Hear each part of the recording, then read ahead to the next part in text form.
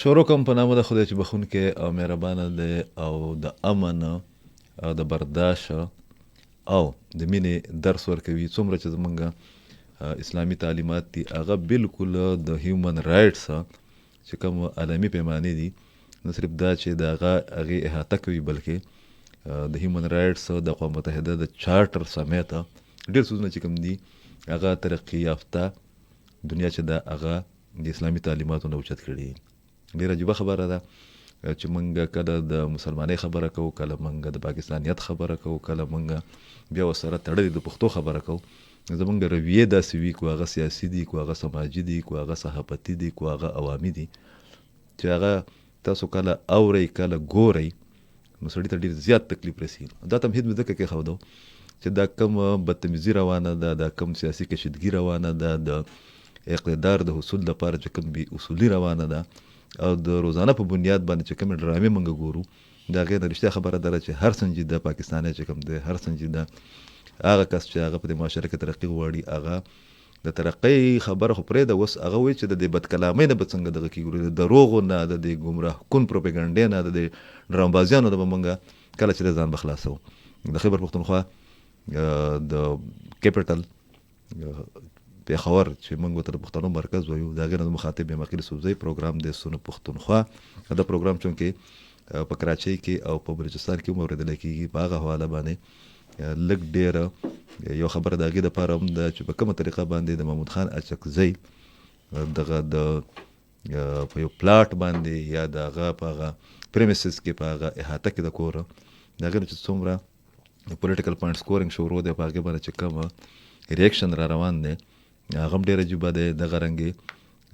په کراچۍ کې شاهي سید صاحب چې دی هغه یو سټیټمنټ جاري کړی دی چې په کومه طریقه باندې هغه د هغې یو پارټۍ سره د اتحاد جسټیفیکیشن پیش کړی دی چې هغې په یو واقعه کې په کراچۍ کې چې دی د مشرف په دور کې ډېر زیات پښتانه چې دي او دغه د پارټۍ خلک چې دي هغه یې وژلي و. بیا دا خبره به هم کېده چې په هغې کې باقاعده بیا د مړو په سر باندې سودا هم شوې ده. زمونږ زلفدار او ډېر دبنګ وزیر اعلی صاحب چې دی امین الله ګنډاپور صاحب هغه نن بجټ هم پیش کړی او د هغې سره چې دی نو بیا د وفاقي حکومت خلاف یا نورې کوم پارټیانې چې کوم دي د هغو خلاف یې خبرې هم کړې دي او دا د هغه واحد کریډټ دی یا د هغه فایده ده چې یا هغه سپیشلیټي ده چې عمران خان صاحب چې په جیل کې ناست دی د هغه سلیکشن یې کړی دی په دومره زیاتو خلکو کې. خیبر پښتونخوا د سره پېښ دي د نگران حکومت منډیټ چې کوم دی هغه ختم شو. خبره دا کېږي چې د سفارت بوکټې غوندې کاکړ صاحب چې دی هغه هم په یو اهم عهدې باندې را روان دی او د دغه ټول اړي ګړي د توړ پوړ زیات کریډټ چې کوم دی هغه اخلي یا یوټیلایزیشن چې کوم دی هغه په کریډټ باندې راځي د پاکستان پیپل پارټۍ چې هغه د دې ملک د ټولو نه غټه پارټي ګڼل کېده او هغه د وفاق علامت و.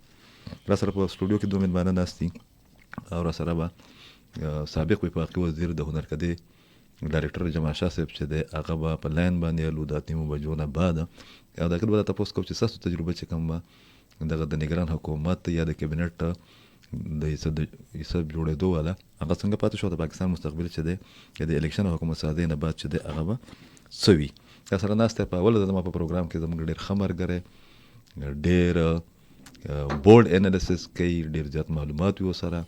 د خیبر پښتونخوا او د پاکستان په دې حالاتو باندې ډېر زیات پریشانه دی، ډېر تشویش دی ورته. خو خوښ مې په دې باندې دی چې د هغې اظهار هم کوي، د چا نه یېرېږي هم نه او د چا پروا هم نه کوي. عارف یوسفزی صاحب ډېره مننه. عارف یوسفزی صاحب مننه عقیل صاحب. تاسو خو مخکې راغلي خو زه چې راغلی یم تاسو په اول ځل راغلی زما پروګرام کې راغلی تېر پروګرام کې راغلي وو. په خیبر پښتونخوا کې دا د کومه د برق صاحب یو شعر دی چېرته چې باران د خدای د قهر ورېدل دی هغه زمونږ کله دی هغه ستاسو کله دی. په خیبر پښتونخوا کې په پېښور سمیته چې کله باران نه نو لاتعداده مسایل وي چې په هغې کې کوم د کلایمټ چینج کوم اثرات دي، خاص کره بېشمار بیماریانې چې دي هغه راشي او چې کله خلک د باران دعا وغواړي او باران راشي بیا پېښور چې دی په دې کې خو په کشتو کې ګرځئ خو زمونږ ټول روډونه چې دي هغه بند شي، زمونږ مواصلاتي نظام چې کوم دی هغه تباکن حالت سره چې دی هغه مخ شي. چترال چې دی هغه په دغه ټولو متاثره علاقو کې ډېر زیات وي او د چترال په نمایندګۍ باندې مننه اشتیاق چترالي صاحب چې هغه ډېر ښه جرنالسټ دی. تاسو د هغه رپورټس او د هغه چې کوم کنټریبیوشن دی هغه ګورئ هغه را سره هم ناست دی. ډېره زیاته مننه چې راغلي. بڑی مهرباني سر. عارف صاحب په زړه مې پولۍ دي خو حال د ویلو چاته نه دی. دا څه روان دي لکه د ملک چیلنجز وګوره، بیا انتخابي نتایجو باندې خو نورې خبرې نه کوو، یا انتخابي عمل باندې، ځکه چې هغه ټول لګیا دي. هغه ټول هغه چې چا ګټلي هغه هم خفه دي او چا چې بېللي هغه هم خفه دي که نه. په یو ځای کې چې دی نو میرټ باندې الیکشن شوی دی په خیبر پښتونخوا کې، یو پارټۍ ته منډیټ میلاو دی، خو په نورو ځایونو کې چې دی نو داندلي شوی ده. هغه د ایم کې ایم او پیپل پارټۍ هغه ډرامې خو په خپل ځای باندې، بیا مختلف پارټیانو په منځ کې څه داسې خبرې وي چې لکه کېدای شي هغه د یو بل سره هم مشوره نه کوي. بیا د پاکستان چیلنجز، د آی ایم ایف چې کوم غټ چیلنج دی، د پاکستان اقتصادي حالات، او بیا خیبر پښتونخوا خو شهر ناپورسان دی او دلته چې دی نو یو بله تجربه چې ده هغه په یو شکل کې چې د هغه مخې ته را روانه ده. زه خو ډېر زیات دغه یم، د ډپریشن ښکار یم، رښتیا خبره ده. بسم الله الرحمن الرحیم. عقیل صاحب دو خبرې دي. یو که زمان ازادي تپوس کې شخصي عارف یوسفزی ډېر زیات خوشحاله دی. ښه ډېر خوشحاله ما چې داسې شوي دي ځکه چې ته ما ته څه غیر جمهوري غوندې انسان ښکارې. د پاکستان د جمهوریت نه زما خو توبه و، ما خو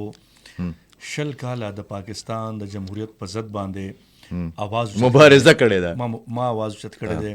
تاسو ټولو ملګرو ته پته ده، څوک ما باندې یو الزام لګوي، څوک بل الزام لګوي.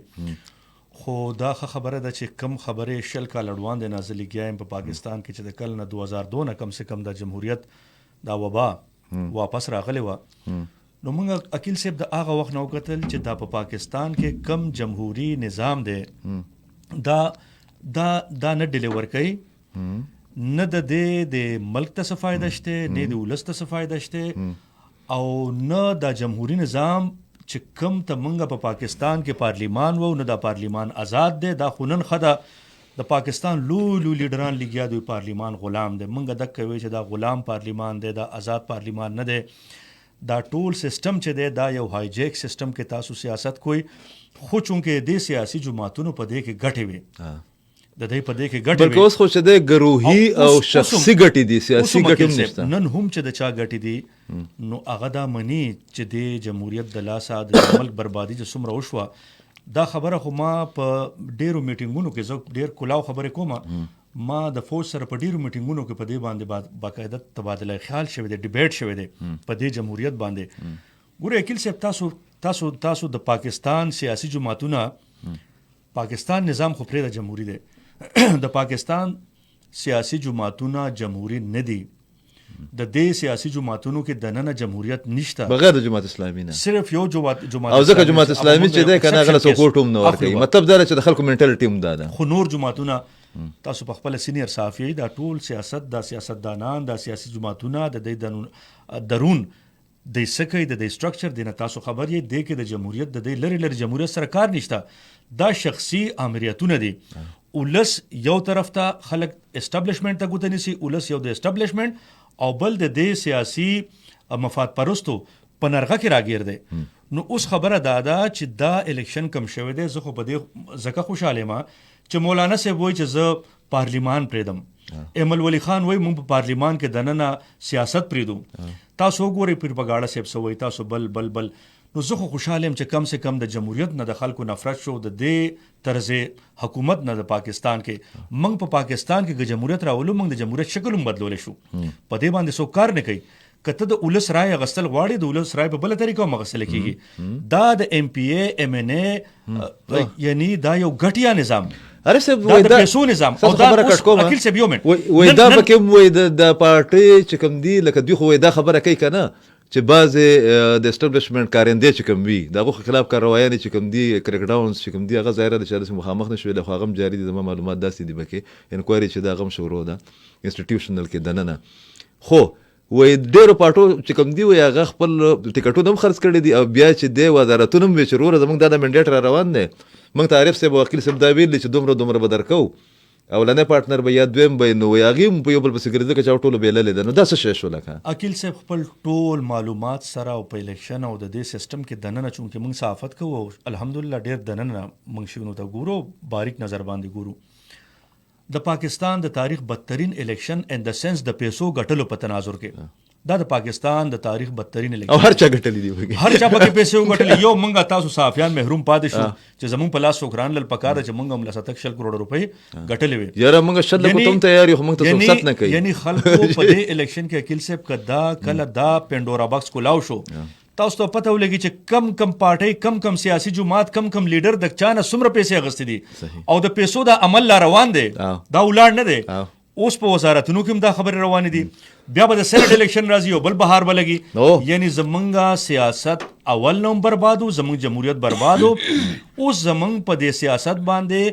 یو عام د پی ټی آی پاس شوی عام الکم په دې پوه شوی دی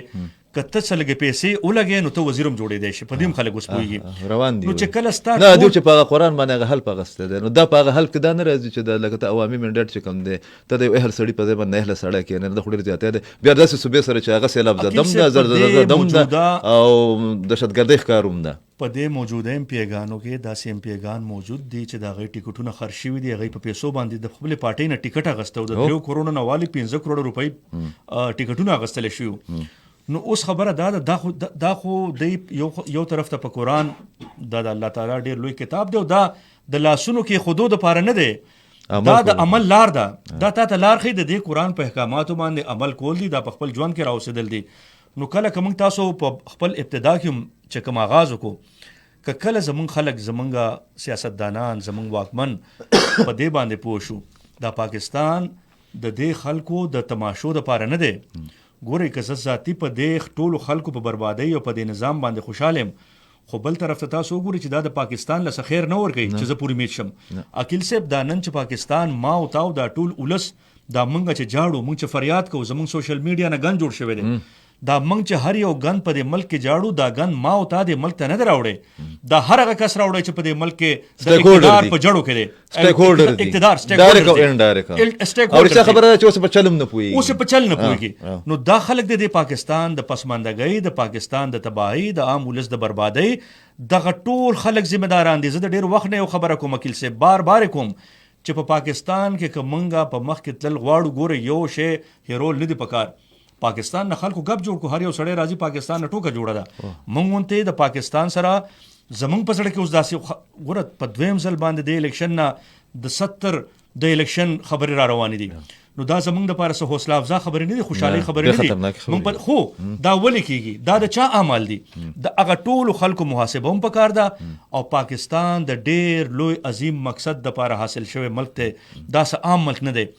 نن مونږه مقصد په ځای پرې خو ده پاکستان غریب لاوارث دی پاکستان مو بیلارې کړی دی. پاکستان او د پاکستان قائد اعظم پتا پما په دې مقتدر خلکو په دې ټول ولس باندې نو هغه پاکستان لګیا دی. د پاکستان دا ټول خلک دشمنان دي. پاکستان سره څوک مخلص دی د پاکستان مخلص ماده او پاکستان کې خویا یا به موږ مخلصین چې موږ به خفقېږو ګینه ما خو چې د اقتدار خاوندان کم سړی کیل چې د اقتدار کرسي ته رسیدل دي هغه د ملک لوټل دي د ملک خوړل دي د ملک برباد کړي دي. نن پښتون आवाज چت کړي دي نن بلوچي आवाज چت کړي دي نن سندھی आवाज چت کړي ستا ټول ملک اړه غړې داسې الیکشن لکه داسې په دې ملک یو نظام ابه د الیکشن نه بعد چې په کومه طریقه باندې د اقتدار پرستی یا هوس پرستی کوم مظاهر شو اکیل تاسو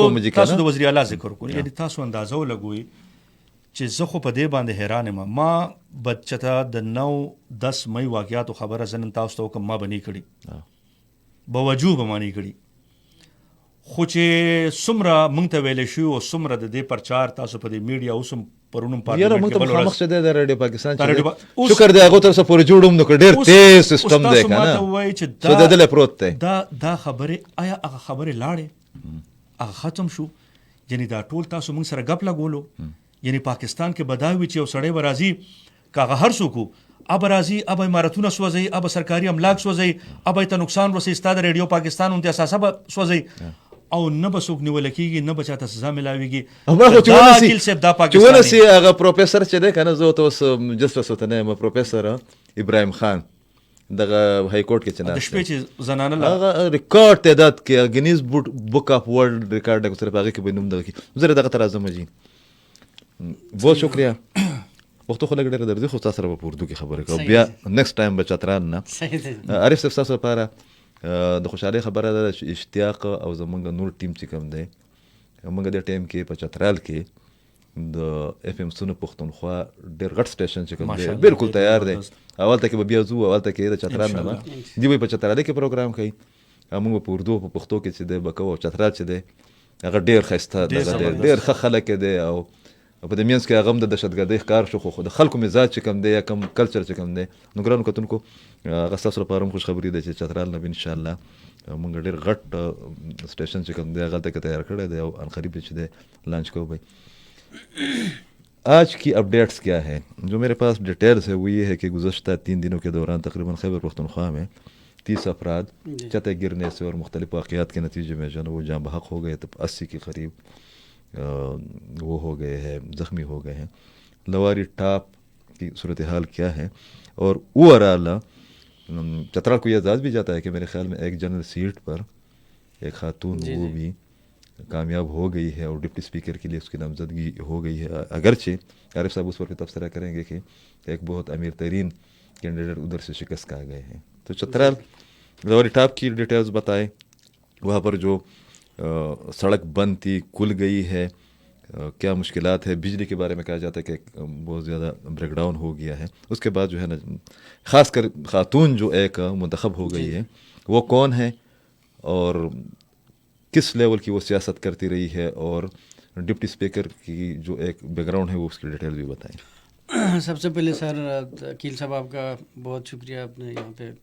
ہمیں دعوت دی اسٹوڈیو میں بلا کے. تو چترال کے حوالے سے سر جس طرح آپ خبروں میں بھی آ رہی ہے کہ لواری ٹاپ پہ عام دنوں میں بھی برف باری تو بہت زیادہ ہوتی ہے وہاں پہ، لیکن اس دفعہ تو بہت زیادہ ہوئی ہے. ابھی وہاں پہ 4 سے 5 فٹ تک وہاں پہ برف پڑی ہوئی. تو کافی دن سے لگے ہوئے مشینیں بھی کام کر رہی ہے، لیکن یہ دیر سائڈ سے بھی اور چترال سے بھی فی الحال کلیئر نہیں ہے راستہ. اوکے. تو چترال کے باقی جو علاقے ہیں وہاں پہ بھی صورتحال یہی ہے. کہیں پہ جو وہاں پہ پہاڑی علاقہ ہے چترال، تو تودہ بھی گرتے ہیں، اور باقی جو زمینی راستے کافی سارے علاقوں کے وہ بھی ابھی تک بحال نہیں ہوئے ہیں. لیکن وہ دن رات مشینیں بھی کام کر رہی ہے، جو ایڈمنسٹریشن ہے وہ بھی لگے ہوئے ہیں، لیکن پراپر وہاں پہ ابھی تک آپس میں ملا کے ان کو بحال نہیں کیا ہوا کام. تو راستے بلاک ہیں ابھی تک. تو دوسرا سب بجلی کا آپ نے بتایا، بجلی کے بھی بڑے مسائل ہیں. 3-4 دن سے بلکہ 4-5 دن سے وہاں پہ نیٹ ورک کا بھی بڑا ایشو ہے. جو لوگ یہاں پہ ہیں یا ملک سے باہر ہیں، جو ملک کے مختلف علاقوں میں، ان کا بھی اپنے پیاروں سے کوئی رابطہ ابھی تک نہیں ہوا. تو وہ بھی بڑے پریشان ہیں. فیس بک کے ذریعے اور واٹس ایپ کے ذریعے جو وائی فائی پہ آ کے جو کام کرتے ہیں اس کے ذریعے ان کے ساتھ کوئی رابطہ ہے. پراپر ابھی تک بحالی کا سسٹم وہاں پہ نہیں ہوا ہے. تو برف باری آج شکر ہے وہاں پہ برف باری ابھی بند ہے. تو مطلب لگے ہوئے ایڈمنسٹریشن، لیکن ابھی تک کلیئر کرنے میں ابھی کامیاب نہیں ہو سکی. دوسرا سر یہ اس پہ اسپیکر کی آپ نے بات کی، ان کا یہ طلحہ صاحب جو ہے نا وہ کس طرح شکست کھا گئے؟ وہ تو طلحہ صاحب نے سنا ہے بہت زیادہ جو ہے نا لوگوں کو کیش میں بھی بہت لوگوں جی انہوں نے بہت کوشش کی وہاں پہ. لیکن ایک چیز اس میں ہم نے دیکھا ہے، بڑا انرجیٹک بندہ ہے. پہاڑی چونکہ سر آپ کو پتہ ہے چترال علاقہ ہے، لیکن جتنے بھی علاقے وہاں پہ طوفانی دورہ کیا انہوں نے. وہ پہاڑوں پہ چڑھنا اور باقی چیزیں یہاں پہ شہر میں جو لوگ رہتے ہیں ان کے لیے تو بڑا مسئلہ ہوتا ہے، لیکن بڑا انرجیٹک. تو وہ جن کے ساتھ ان کا مقابلہ تھا طلحہ محمود صاحب کا، تو وہ کس پارٹی سے جیتے ہیں؟ یہ پی ٹی آئی کے جو عبداللطیف صاحب ہیں NA1 کے، اچھا وہ جیت گئے ہیں. تو بڑا انہوں نے ووٹ لیا 63. مطلب پشاور کو چترال کو یہ اعزاز حاصل ہے جی کہ پاکستان کا پہلا حلقہ جو ہے نا جی وہیں سے شروع ہوتا ہے. تو JUI کے بھی ووٹ ان کو پڑ گئے، لیکن جو آپ کہہ رہے ہیں کہ پیسے لگا کے ساری چیزیں، اس کے باوجود ان کو وہاں پہ کامیابی نہ مل سکی. لیکن بڑی تعداد میں 20 سے 22 ہزار ووٹ انہوں نے اپنے اس کے بلبوتے پہ انہوں نے لیے وہاں پہ. اور یہ خاتون کون ہے؟ ان کا کیا خاتون وہاں پہ پہلے سے PTI میں، یہ 2017 میں PTI میں آئی ہے. اوکے. تو ان کا کوئی خاص نام، جس طرح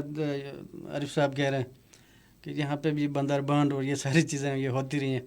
تو وہاں پہ 2-3 اور خواتین ہیں ان کا نام شامل تھا. تو آخری جس دن فیصلہ ہونا تھا وہاں پہ ان کو سائڈ کر کے ان کو اس پہ ٹکٹ کو دے دیا گیا. ابھی یہ ڈپٹی اسپیکر منتخب ہو گئے؟ جی اب یہ ڈپٹی اسپیکر کے PK اسمبلی واحد خاتون ہے چترال बल्कि तारीख में पहली दफ़ा डिप्टी स्पीकर। और ये जनरल सीट से? जी जनरल सीट से इलेक्शन लड़ कर आई है। अच्छा, बस ये बताना था कि मतलब हम लोगों ने चतराल जैसे इलाके से भी जनरल सीट पर एक खातून को, आरिफ साहब दका ललू खान, अस्सलाम वालेकुम जी। हेलो, आवाज़ मुलक तेज़ की जी। अस्सलाम वालेकुम।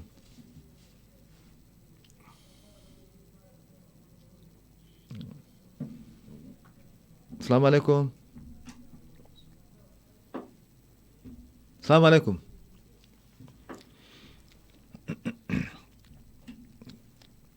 बल्कि से मसला। अस्सलाम वालेकुम जी। قرار شته یاره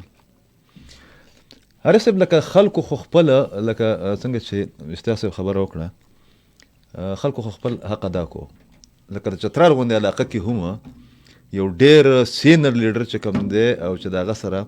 وسایل مو هغه په دې نه نته باندې چې دی هغه هر څه کوم دی ان ریکارډ ویلم دی او خلکو یو ځناله چې دی هغه له ووټ ورکو او خپ غټ شمیره کې چې دی هغه خو تاسو نه ګڼئ چې هغې د الیکشن د پروسس نه بعد چې کله دا ډرامې ګوري که نه، سرور پر بوټي صاحب چې کوم دی هغه لاړو، نور خلک چې دي هغه پکې راغله، تاسو نه ګڼئ چې ده په یو غټ فریم ورک کې خلکو د جمهوریت نه بیا دغه اوچتېږي دا کال الو خو د هغې څه سوال دی چې جواب هم ورکړي، اعتماد د خلکو ختمېږي پکې. السلام علیکم جی.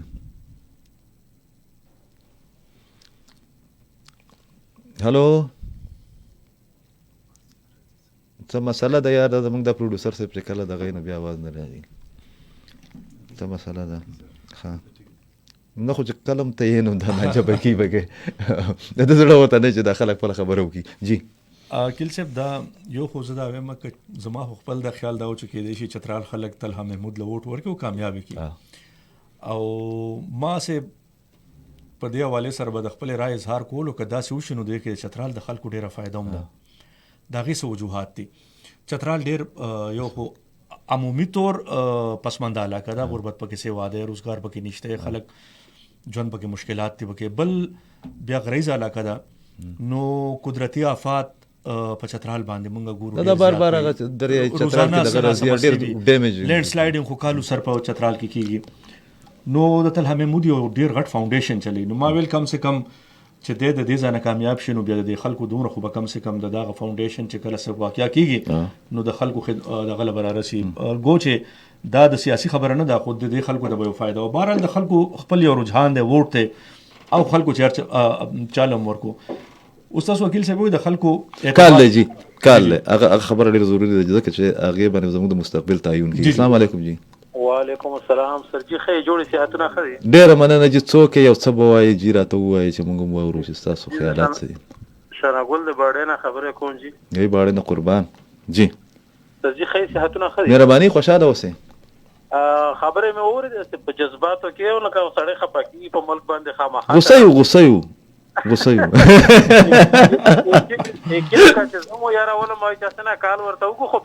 نه نه نه نه خپله خبره وکړه قربان، دا خو تاسو هم لږ په دغه کې راولو جوش کې راولو که نه؟ بالکل پکار دی که نه سړي کې خو جذبه راځي نو نوره خبره سرچینه او خبره زما کال کړی چې مونږ وایو چې یاره یو خو د یو خبرې له حیرانو چې د ملک دا کم حالات ستا خبره چې دغه ملک خو دا حال جوړوي نه چې دا کم ووټ غواړي که نه دا خو جوړوي نه، دا خو د تباهۍ په طرف روان دي، خو دغه یو خبرې له حیرانو چې د ملک خامخا به داسې څوک وي چې د هغې واګې د هغوی په لاس کېږي که نه والي وارث او نو زه وایم چې دا خلک په کار دي چې د دوی څه بندوبست وکړي چې یاره دا ملک تاسو کم سیډ له روان کړی، تاسو اوس هم په دې خبره نښتي یې چې یاره هغه به یو زه به یم دا به یو دلته خلک کم ځای له ورسېده در وږې مړه شو ورکې که نه دا هغه دغه نه دي ستاسو خو خیال یې وایي هغه د بادشاه لور وه که نه؟ بادشاه لور وه خلک د قات نه او د ولږې نه مړه کېدل، هغې چې د جلوس راویستو د قلا لاندې راغلل، هغه وویل چې موږ له ډوډۍ راکوي، هغې دغه خپل هغه وزیر یا د مشیر دا خو په هر دور کې وي که نه، دا زنده‌باد مرده‌باد والا هغه ته وایي چې دوی څه وایي چې دا د ولږې نه مري وینې بسکټ خوري که نه بسکټ ته خوري، هغې د لوږې نه مړه کېده. خو سرجي زه دا وایم چې موږ به دغه ځناورو والا فلمونه کتل، هغې کې به هغه واړه غرڅې رانیولې وه زمري به خوړه که نه، نو ما به وایي چې یاره دونه څوک نشته چې دې ته خلاصه کړي، خو چې خیال به وکړو هغوی به ورته ګاډې ودرولو کیمره به یې سیټ کړی، هغوی به خلي ده خو پې لګیا به وي خوړه به یې که نه ډېر ښه نو دا مثال ملک چې خوري د دې مشران خو خامخا ګوري چې د خلک لګیا وي د ملک خوري د دوی لاسونه نشي نیولی چې ورته وایي چې هلکه په دې ملک د څه لوبې راخیستي یاره کاپر مال چې دی که نه دا لفظ مناسب نه دی خو د پښتو کې داسې مهذب الفاظ نه دا مړېږي نه زه په دې پریشانه یم مړېږي نه لکه دا غټه مسله اوس دا خبره یقینو که چې وزیر اعظم الله دې خیر پکې واچوي چې کله په سیټ کېناستو زما زړه ښه شو ما چې څنګه موږ د ملک نه سریلنکا جوړېږي که نه نو به زړه مې پې ښه شو خو اوس پکار دی چې دا خلک دا نه وایي چې دا نه و پکار و هغه پکار و دا نه و چې لږ غوندې سترګې وغړوي مستقبل بیني پکار ده مستقبل بیني پکار ده ډېره مننه خوشحاله اوسئ ډېرې ښې خبرې وکړئ ډېره مننه جاري صاحب نو د ملګري خو ډېر ښکلی مثال ورکړو چې کیمرې ورته لګولې ده ورته ګوري کیمرې ټولو ته لګېدلې دي ټولو ته لګېدلې دي او د هر چا ریکارډ هم موجود دی خو دا ډېر د افسوس خبره په دې ملک کې چې منګه لکه زه وګورم د ملک منګه ماشوموالی پیدایش بیا دلته تعلیم مو حاصل کو بیا د صحافت ته رالو 29 کاله صحافت کې ژوند تیر شو او د سیاست او دغه ایوانونه د ټول د نن د نظام نه خبر یو کوم چې بې خبره دي هغه خو جنتیان دي اوس خو چونکې د سوشل میډیا دور رالو دا موږ چې د ډیپریشن ښکار یو د غصه یو کلمه خبر یو که نه لږ ډېر یو تا سره ایکچوال انفارمیشن دی صحیح معلومات دي اوس خو د سوشل میډیا دور راغی د صحیح نه غلط هم خلکو سره شته لکه اوس غلط هم ډېر معلومات شیر کېږي نو زه چې وګورم نو ما په پاکستان کې لکه زما دپاره پاکستان ما چې څنګه تاسو ته وختي وي دا نظام قابل رشک پاتې نه شو د دې د سټیک هولډران قابل رشک پاتې نه شو د مقتدره قابل رشک پاتې نه شو د دې ملک ستا سیول سروسز دی یا نور ګورئ یعنی دی باندې موږ څه ویاړ نشو کولی فخر نشو کولی الټا دا قامي مجرمان دي یعنی دی د دې ملک وسایلو خوړل نن چې دا پاکستان د شتو وسایلو کې دا ملک قرضدار دی نو دا او بل دا خبره چې یاره IMF نه پیسې راوړو یعنی د خیرمار تاسو نه جوړ دي شرم پکار دی د اقتدار والا خلکو لا شرم هغه ملک چې هغه له خدای پاک د دنیا د ټولو نه زیات نعمتونه ورکړي بیا کار لري ولا خو ستا مقتدره ستا د طاقت خاوندان نه صرف غلطي نه صرف خېټې نه مړېږي د پرلې درجې نااهله دي او د پرلې درجې بې حسم دي کال دی بیا السلام علیکم جی وعلیکم السلام ووایي جی مونږ خو دا ړس پکو تاسو مو ړس پک کوي جی د کوم ځای نه ښه جی وایي جی څه خبره کول غواړئ جی دا زموږ د ملک مستقبل سره جی چې دا کوم څه نه د پخته چې یو مرګ ټلیفون کو چې دا زموږ د ملک واګي شاسه دا واګي زموږ خپل عوام سره بیخي نو چې زموږ د عوام خو سړی را مخکې کړی وي که نه دا واګي زموږ په لاس کې ښه نو عوام ته ټول وایي موږ ډېر ښه یو که نه خو چې الیکشن وګټي او بیا اقتدار ته راشي نو بس بیا ټول یو شان ښکاري د یو مخ مونږ ګورو که نه بل مخې مونږ نه ګورو صحیح ده ډېره مننه لاین کې هم څه پرابلم دی پکې او جماشا صاحب هم میلو چې د هغه تجربه څنګه پاتې شو عارف صاحب لکه زه هم دغه ځای کې تاسو بریک کوم بیا هغه زه خپل سوال چې دی بیا ریپیټ کوم ما بېګاره طلعت صاحب یو انټرویو کته طلعت حسین صاحب نسبتا چې د احساسو خو سره ذاتي تعلق هم پاتې شوی معتدل مزاجه جرنالست دی هغه وی چې د خلکو ته وی چې تاسو دومره مهرباني وکړئ که نه چې د ایلیټ کلاس د ایلیټ پولیټیکل کلاس او دغه نور چې پکې څومره راځي د سو کارډ معززین چې هغه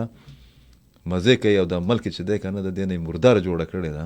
او تقسیموي یې او خوري یې او مړېږي پې هم نه حلال خو هغه نه خوري که نه هغې داسې ده وایي چې د دې دپاره یو بل ته کنځل هم مه کوئ د دې دپاره یو بل سره چې دی نو په جنډو باندې په زنده‌آباد مردآباد باندې وخت هم مه ضایع کوئ او دغه د خبرې کنکلوژن دا و چې دا د مفادات په حواله باندې بیا د یو بل خویندېرونه دي نو دا چې دا پولیټیکل پارټیانې دومره ایکسپوز کېږي نو تاسو څه نه ګڼئ چې انډایرکټلي به یو ورځ داسې راځي چې خلک به وایي چې یاره موږ په دې جمهوري عمل کې چې دی که نه سم نه اخلو عقیل صاحب ستا د ملک جمهوریه عوامو په اوږو نه دی اخیستی عوامو دا همیشه مسترد کړی دی دا زمونږ د پاکستان مای باپ امریکا غوندې ملکونه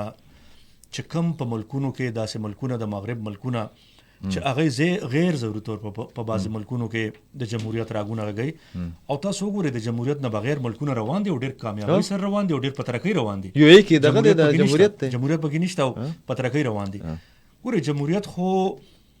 تاسو وکیل صاحب په دې ښه پوهېږئ چې دا د یو مخصوص کلاس یو مخصوص کلب د بولبلیو د وشتو ټوکو د مزو اغستو د دې نوم دی چې دا راشي دا څه د طاقت خاوندان شي څه په اپوزیشن کې شي د اسمبلی د سجاوي. یعنی تاسو ماته د 2002 نه چې کله په دې ملک کې انتخابات شو تاسو تر نن ورځې پورې ماته په دې ملک کې په دې خپل صوبه کې بیا تاسو کې داسې په ستا په ټول قانون په دې سملو کې څوک تکړه آئندان راوتی څوک تکړه معیشتدان راوتی څوک تکړه په ډاکټریټ کې په فزیکس کې خبر کټ کوم وس خو د ټولو پارټو صرف تحریک انصاف په نه یادو د ټولو پارټو کلچر دا جوړ شوی دی چې هر هغه سړی پکې معتبر دی په پارټي کې او هغه وزیر دی هغه منه دی چې هغه مخالف په پارټي ته چې هغه ته کنزل کوي په میډیا باندې چې دی هغه د غرضی ریټینګ راځي او هغه چې دروغ وایي لکه کومه کرایټیریا کنه دا څه شي. نو زه خو دا وختي د ملګروم دا خبر وکړه ګوري دا پاکستان د دیش یونو د پاره د جمهوریت د لو وشت ټوکو د پاره نو جوړ شوی چې دا پاکستان برازینو دا چې د پاکستان په دغه کې نو لیکل چې دا به د دې جمهوریت دانانو په لاهي ریاست به کنه د وشت ټوکو د پاره به یو ملک جوړیږي او د دې مزه چرچی وي او د تاسو نن ګورئ تاسو د ملک وزیر اعظم یعنی په د باندې کیسونه غلط نه دي په دې ملک احتساب نه کیږي په نواز شریف کیسونه غلط نه دي ملک احتساب نه کیږي که عمران خان په حکومت کې د غلا ریکارډونه قائم شوي د ملک احتساب نه کیږي د زرداری په حکومت کې د غلا ریکارډونه نن چې زرداری دی نواز شریف ته عمران خان دی ایکس واي زد ټول تاسو سیاسي جماعتونه د دای خو چې د اسمبلی ته کله راغلی مونږه دا د 20 کالونو په صحافت کې ګورو دا ټول سیاسيان د دای د 20 کالو ژوند مونږ ته معلوم دی او دا نن یو په پاکستان کې یو الیټ جوړ شو د دای ژوند یو الیټ ژوند دی د دای های فای سیستم دی د دای تاسو لولې بنگلې دي محلات دي دا د ملک زه خو دغه ته سوچ کوم چې اخیر دا ملګریم دا وایي چې که زمونږ خلک نه دی مطمئن نو دا کم چې ځان ته د پاکستان حقيقي واکمن وای د پاکستان فوج د خلکو دا خبره پدې کې وکړه نو دای څنګه پدې هر څه مطمئن دي. آیا د دې ملک کې د نظام بدلولو وخت راغلی دی او کنه د پاکستان برای ټریکینګ کې کنه بکه پاکستان با د پټلې نه کوشوي ملک ته مړه دغه چې دا په کندو کپرو کې او دا روان دي دا پسته روان دي یار ده کنه جنرال موبین جنرال موبین والله غیر ودانه چې کوم ده کنه هغه ډرامې په موږ پسې کوي کنه نو وکیل صاحب ستا ملک کې دا وبپم بند او دا چې دی ویډیو چې دی خرازاري دی نو وکیل صاحب زما ورکړه او دی پلان دی او دی پلان او نو ستا په ملک آیا که جنرال موبین دغه خبره د پاکستان کې د غلاګانو په حواله سره او دلته کې د مس منیجمنت په حواله سره او دلته کې د حکومتونو په حواله سره یا د سټیک هولډرانو په حواله سره څه غلطه خبرې خو نه کوي ځکه چې اخر ته د ملک د من خو د پاکستان خلک یو کنه اکیل صاحب ما شعوري صحافتو کو ما په پاکستان کې تاسو پیژنې موږ دوستان یو زه سنجیده فکر لرم د پاکستان د پاره لرم د امت مسلمه د پاره لرم او یو لارجر فریم کې د ټول دنیا د کل عالم د پاره یو مثبت سوچ لرو خو د اسلام او پاکستان خو موږ نو آیا دا ملک موږ د لپاره جوړ کړو نه پدې کې ګوره اسلام په پاکستان کې مظلوم دی پاکستان په خپل په پاکستان کې مظلوم دی یاره زه خدا خبره کوم جماعت سره په لاین باندې کنه جماعت سره تبغ سوالم کېده دا ستا ټول مظلومان اسلام د بکی مظلوم پاکستان بذات خود مظلوم آئین د بکی مظلوم اولس مظلوم یعنی دا ټول مظلومان خوستا آقاګان خوشاله دي د مقتدر د طاقت خاوندان په غټو غټو محلاتو کې سودونکو والا د امریکای ټټوان دغه ټول خلک خوشاله دي دغه التخ دا زمونږ په پیښور کې ژوند بل شان دی کله چې مونږ تاسو ماسوتن اسلام آباد ته ورشو په اسلام آباد کې ژوند بل شان دی البته دا مسلې نشته دا مونږ تاسو چې جوړو د جماعت سره په لاین باندې ده خو زه دا خبره مشه دا کوم لکه د سټوډنټ په سیاست باندې چې کو د پاکستان د اسلام او د پښتو ژبه وای کنه په جړه جړه به ځان وجل او شهر ظالمانو تاسو زمونږ سره چلو السلام علیکم جماعت صاحب وعلیکم السلام بخیر جماعت صاحب هغه اول ځل چې تاسو کله وزیر شوی مبارکي درکړو یو ځل بیا چې د مبارکي در کوم چې د ډېر غټي ذمہواري نه چې د خلاص شوی اوس په چې دي نور کارونه پکې مو کوي دا تجربه څنګه اوله تجربه د منسٹر په سیاست باندې او په ډېر ټیک ټاک طریقه باندې مو بیا چې کوم اعتدال پسند چې دا تو خبره چې زه د زبانونو په دا اونرو د هریټیج د په مختګ د پاره مو کارونه کړی دي همیشه جی خپل پایس مطلب د حکومتي ونه درلوده علاوه دغه چې څو کال د ډي جی هم خو دا دغه چې راکړل شو د ذمہداري جی زما لپاره ظاهر دی یو چیلنج او په دې قبول کړی چې د زما خپل فیلډ دی نو کېدای شي چې زه لږ په اساني باندې دا کار وکړم جی نو شکر دی هغه کارونه مو وکړل چې دا وزارت چې دی په تیرو لسو کالو کې دا ډول کارونه نه دي کړي بنیادی حیثیت بنیادی امپورټنس کارونه مو وکړل جی د ماشومانو د لپاره مو مواد تیار کړو د ټولو ژبو د 12 ژبو په دې باندې کار روان دی څه تیار شوی دی څه به نور تیاریږي بیا ورسا ټي وي موږ دغه کړه ورسا ټي وي لانچ شو د دې علاوه د کلچرل انفراستراکچر چې ورته اکټیویټیز شو دي فیسټیوالز شو جی فیسټیوال وسو ډیر شان وسو لاکو ایونټس خو بشمار سي دي او بنیادی دا امپورټنت کارونه چې دي هغه ضروری او چې مشکل لکه د ماشومانو کا دغه د یوث انګیجمنت د مدارسو کې د دې مدارس دي په دې کې د خطاطي تعلیم د شروع کولو لپاره موږ د دې استادانو ته ټریډینګ ورکول شروع کړی دی هغه ډېر لوی کار دی بیا په د لوک ورسو په د پی ان سی او نور ادارو کې مستقارونه شروع کړی دي چې د دې حیثیت به اټانومس شي جی په لوک ورسو په دغه کې موږ دوه سینماګانې اپروف کړی چې دلته به جوړیږي جی ولی په دا ملک کې سینماګانې بیخي کمې دي جی او بیا د قائد اعظم مزار موږ دغه لاندې وو دغه د ایکسټنشن په باره کې به هم څه فیصلې وکړې جی دا داسې کارونه چې مثلا په پی ان سی کې به میوزیک اکیډمي نېشنل میوزیک اکیډمي چې ده هغه مو جوړه کړه او څه ورته وایي سی پیک کلچرل کاروان چې یو ډېر لوی پروجیکټ و هغه به دا کال بیا کیږي او دا ډول ډېر کارونه وکړه په کم بدی کې دا هغه کارونه دي چې د راتلونکي حکومت کې چې هر یو وزیر وي دغه لپاره به اسانتیاوي ډېرې او بنیاد مو ته کې خو د جیو بنیاد مو ته کې خو د څه کارونه مو شروع کړه څه پلانینګ شوی دی نو شکر دی مطلب وخت مو نه کوي ضایع جی او د شکار مو کو سړي د پاربټي اسانتیاوي جوړي بالکل شاه صاحب د بلوچستان حالات او د خیبر پختونخوا په حالاتو باندې تاسو همیشه دلګیرم پاتې شوی همیشه چې تاسو ډېر دلګریم په دې چې په بلوچستان او په پختونخوا دواړو کې د نشلس پارټیانې سي دي جی دا به خي تمام کړي ختم کړي جی څه قصور د خپلم دی او څه زیاتوب ور سره سوي دي دا علاقو د پاره ډېر د تاوان زما خیال دغه به باعث به جوړ شي دا په دې چې نشلیست سي دي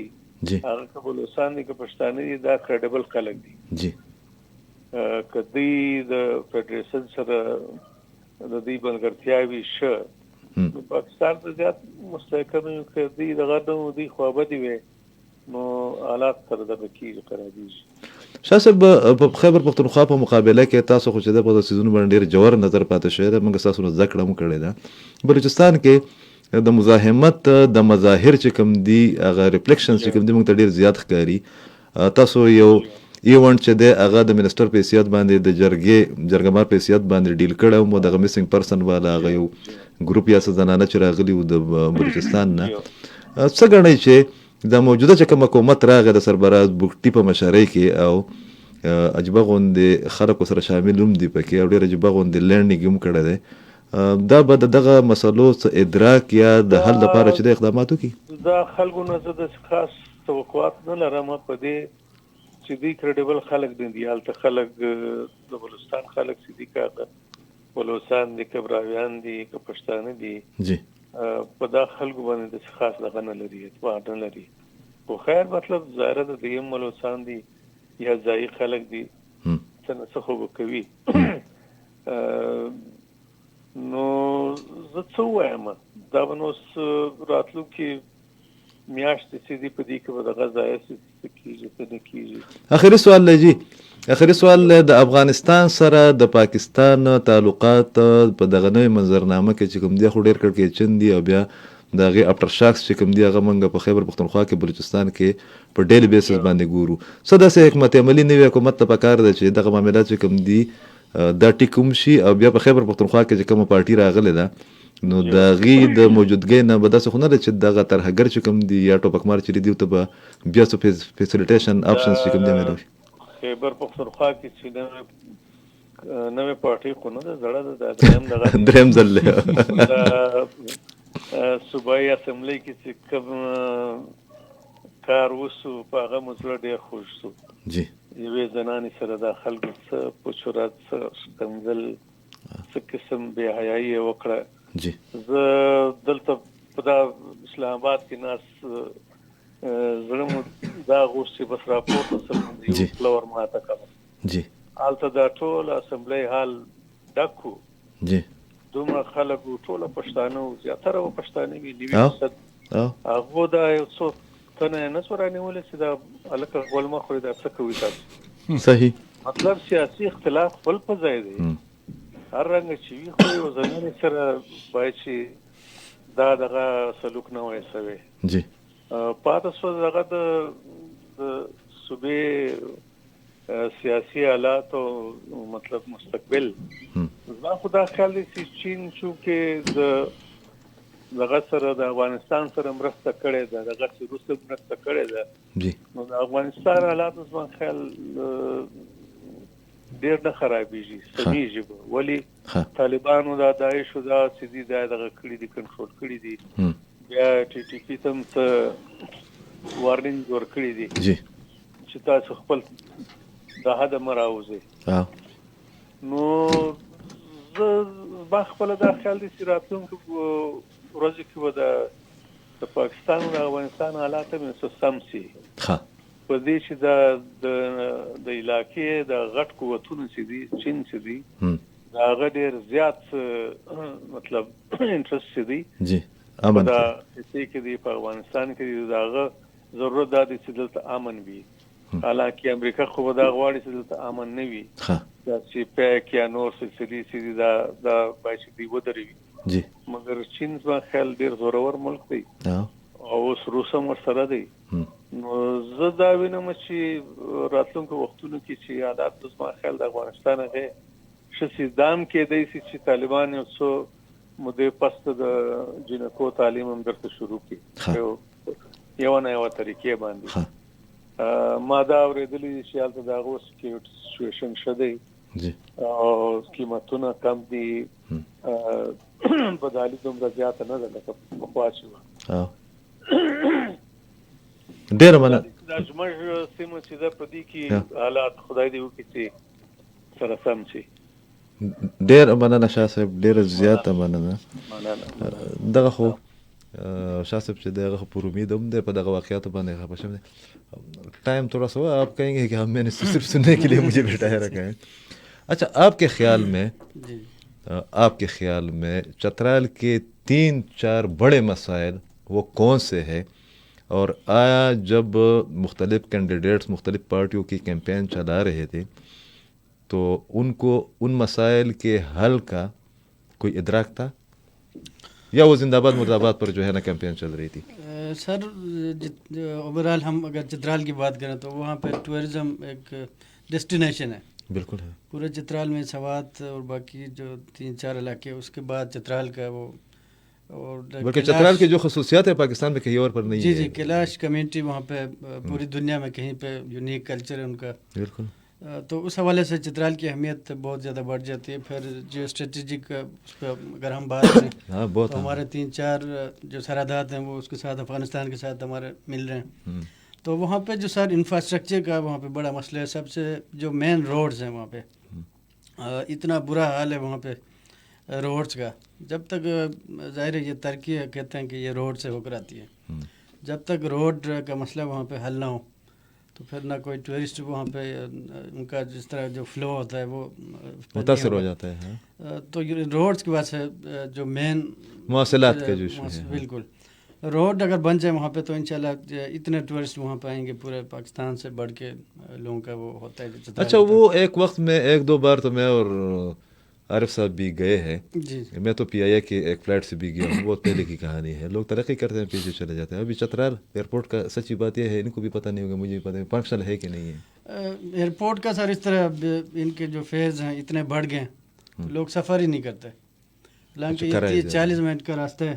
तो ये इतने 20-25 हज़ार तक पहुँच गए थे, फिर उसको कम करके 20 तक। अभी फंक्शनल इसलिए नहीं है कि लोग आराम से वहाँ पे 25-3 हज़ार में पहुँच रहे हैं इजीली, तो उसको प्रायोरिटी नहीं दे रहे हैं, तो इस वजह से फंक्शनल नहीं है एयरपोर्ट। तो वहाँ पे है जो बाकी लोग उसको वो कर नहीं रहे। उसके अलावा सर वहाँ पे बिजली के जो मसाइल हैं, वहाँ पे काफ़ी ऐसे जगह भी हैं वहाँ पे जिनको बिजली अभी तक मैसर नहीं है। हालांकि वहाँ पे नेशनल ग्रिड को बहुत ज़्यादा बिजली वहाँ से मिल रही है। बिजली के मसाइल के अलावा रोड्स, फिर वहाँ पे तालीमी हवाले से तो काफ़ी बेहतरी है। तो सुबह में 2-3 नंबर पे वहाँ पे जो लिटरेसी रेट है, बिल्कुल वो अमन अमान के हवाले से भी काफ़ी बेहतर है। यो काल अखला मारिफ से भी बचे जो बदल खुदा। अस्सलाम वालेकुम जी।